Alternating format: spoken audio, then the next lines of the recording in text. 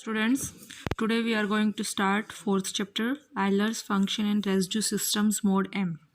Euler function, first we will do the definition of Euler's function या इसको phi function भी बोलते हैं. Euler's function phi n for all positive integers n is defined by phi n is equal to 1 for n is equal to 1 and for n greater than 1 phi n is equal to number of positive integers less than n and co-prime to n. देखिए Euler's function क्या होता है. Euler's function phi N से define करते हैं, phi function भी बोलते हैं. अगर एन की वैल्यू 1 है तो phi n that means phi 1 की वैल्यू हमेशा 1 होती है.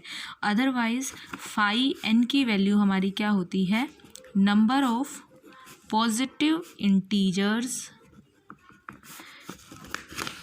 Less than n. एन से छोटे कितने पॉजिटिव इंटीजर हैं जो को प्राइम है उसके साथ, को प्राइम टू एन. देखिए जैसे कि 3 है, 3 से छोटे कितने इंटीजर ऐसे हैं जो इसके साथ को प्राइम है. 3 से छोटे पॉजिटिव इंटीजर्स हैं 1 एंड 2 और इसमें से दोनों ही इसके साथ को प्राइम है. को प्राइम होता है जिनका जीसीडी इसके साथ 1 हो. तो 1 का भी जीसीडी इसके साथ 1 है और 2 का भी, कुछ भी कॉमन नहीं आ रहा.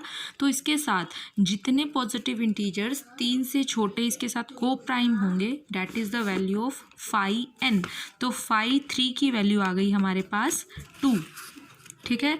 सिमिलरली अगर हम 4 कर लेते हैं, मान लीजिए 4 कोई इंटीजर लिया हमने, 4 के 4 से छोटे कितने इंटीजर्स होते हैं 1 2 एंड 3.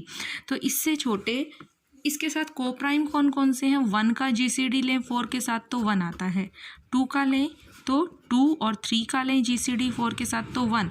तो को प्राइम तो सिर्फ ये 2 हुए जिनका जीसीडी 1 आता है, वो को प्राइम होते हैं. तो 4 के साथ को प्राइम है 1 एंड 3. 4 से छोटे वो इंटीजर्स जो इसके साथ को प्राइम हो. तो 2 इंटीजर ऐसे हैं डेट मीन्स 5 4 की वैल्यू आ गई आपके पास 2. तो जितने integer number of positive integers less than N and coprime to N phi N होता है और फाई 1 जो है वो ऑलवेज 1 होता है. तो फाई एन क्या है, number of positive integers less than N and coprime to n. इसके कुछ एग्जांपल्स भी गिवन है. जैसे एक और एग्जांपल लेते हैं, मान लीजिए आपके पास है 16. तो 16 से छोटे कितने इंटीजर्स ऐसे हैं जो इसके साथ को प्राइम है. 1 है एक, तो 2 के साथ इसका जीसीडी 2 ही आएगा तो को प्राइम नहीं है. 3 के साथ इसका जीसीडी 1 आएगा, 3 इसके साथ को प्राइम है. 4 के साथ जीसीडी 16 का 4 आएगा, को प्राइम नहीं है. 5 इसके साथ को प्राइम है क्योंकि दोनों का जीसीडी 1 है. 6 को प्राइम है इसके साथ, क्या 6 और 16 का जीसीडी 2 आता है तो इसके साथ को प्राइम नहीं है. तो इसका मतलब 6 नहीं है, 7 है, 7 और इसमें कुछ भी कॉमन नहीं है. 8 और 16 में 8 कॉमन है, नहीं हो सकता.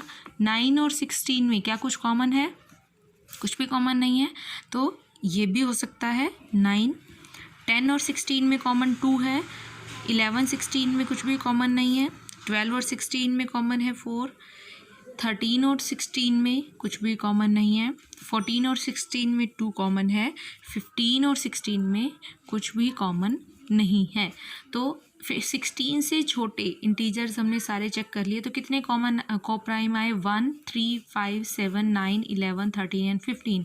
तो कितने हो गए टोटल, ये 8.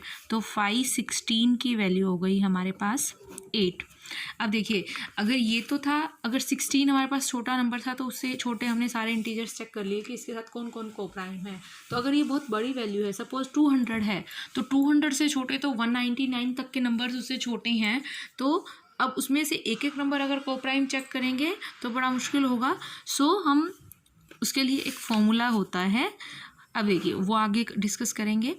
इसके बाद डेफिनेशन आती है मल्टीप्लिकेटिव फंक्शन की.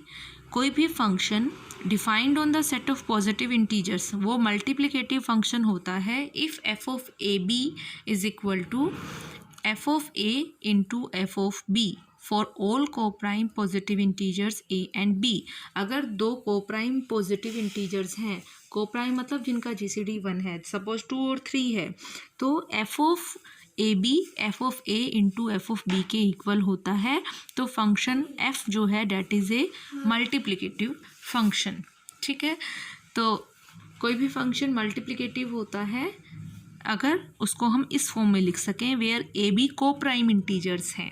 ठीक है, इसके बाद नेक्स्ट है, इसका एग्जाम्पल भी गिवन है। एफ ऑफ एक्स अगर एक्स क्यूब है तो ए बी का जीसीडी मान लीजिए 1 है, तो एफ ऑफ ए बी क्या हो जाएगा, एक्स की जगह ए बी पुट करेंगे तो ए बी की क्यूब, इसको अलग अलग करके लिख सकते हैं, a cube and b cube.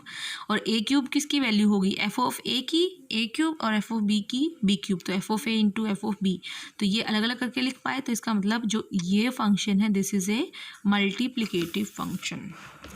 Now अब इम्पॉर्टेंट रिजल्ट है, फर्स्ट थ्योरम है, अगर p कोई प्राइम है और k कोई पॉजिटिव इंटीजर है देन फाई पी के, p कोई प्राइम है तो उसकी वैल्यू क्या होती है, p की पावर k माइनस p की पावर k माइनस 1, या इसमें से p की पावर k माइनस 1 कॉमन ले लें तो यहाँ 1 पावर बचेगी, p माइनस ये कॉमन आ गया तो 1, या फिर इसमें से हम p की पावर k कॉमन ले लें तो 1 यहाँ से बचेगा और यहाँ से 1/p बच जाएगा। अब देखिए इसकी प्रूफ के लिए हमें क्या करना है, मान लीजिए एस कोई हमने सेट ले लिया जिसमें 1 से लेकर p की पावर k तक के एलिमेंट्स हैं। अब इसमें टोटल कितने एलिमेंट्स हो गए, p की पावर k यहाँ तक के हैं, सारे कॉन्जिक्यूटिव एलिमेंट्स हैं, तो इस सेट में p की पावर k एलिमेंट्स हो गए। The numbers which are divisible by p in set s। अब इस सेट में p से डिविजिबल नंबर्स कौन कौन से होंगे, p तो क्योंकि कोई प्राइम है तो प्राइम से डिविजिबल नंबर उसके मल्टीपल्स आ जाएंगे। p के मल्टीपल्स क्या क्या होंगे, p 2p 3p up to last p की पावर k है, तो लास्ट p से डिवाइड होने वाला नंबर क्या हो जाएगा, p की पावर k ही होगा, तो उसको हमने कैसे लिख लिया, इसी फॉर्म में लिखना है, तो p को अलग कर दिया और p की पावर k माइनस 1 को अलग कर दिया, तो p से डिविजिबल नंबर्स इस सेट में ये सारे आ गए। ठीक है, दीज अब ये टोटल कितने नंबर्स हैं, 1 से शुरू हुआ था और k माइनस 1 पावर तक गए, टोटल कितने इंटीजर्स हो गई है, k माइनस 1, तो दीज आर p की power k minus 1 in all and these numbers are not relatively prime to p की पावर k, क्योंकि देखो इन सब में p है तो इसका मतलब ये p की पावर k के साथ को प्राइम नहीं है, क्योंकि p में इस नंबर में और p की पावर k में p कॉमन है। सिमिलरली 2p में और p की पावर k में p कॉमन दोनों में है, तो हर एक नंबर में इसके साथ p कॉमन आ रहा है, तो ये को प्राइम तो नहीं हुए ना। इसका मतलब 5p की पावर k क्या होता है, बाय डेफिनेशन इसमें वो सारे नंबर ऑफ इंटीजर्स आएंगे जो इससे छोटे हैं और इसके साथ को प्राइम है, तो ये जो एलिमेंट्स हैं सारे इसके साथ को प्राइम नहीं है, तो इसके अलावा जो इस सेट में बचेंगे वो सारे इसमें आएंगे 5p के में, तो ये टोटल कितने हैं, p की पावर k माइनस 1, टोटल कितने हैं p की पावर k, टोटल में से इनको घटा देंगे, p k में से p की k माइनस 1 को सब्ट्रैक्ट करेंगे तो कितने बचेंगे हमारे पास, वो बचेंगे जो इस p के साथ को प्राइम होंगे।